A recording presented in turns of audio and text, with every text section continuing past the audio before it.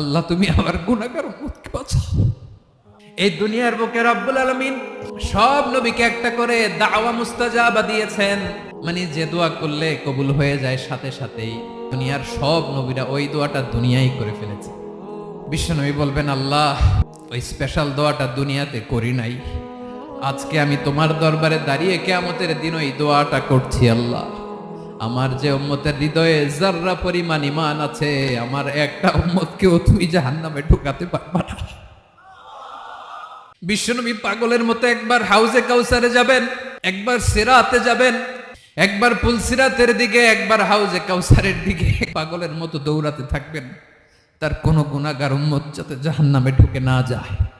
উম্মতি বিশ্বনবী আমার জন্য কাঁদবেন, আপনার জন্য কাঁদবেন, আমাদের জন্য সেদিন কেঁদে কেঁদে জাহান্নামের দরজায় দাঁড়িয়ে আমাদেরকে টেনে টেনে জান্নাতে ঢুকাবেন।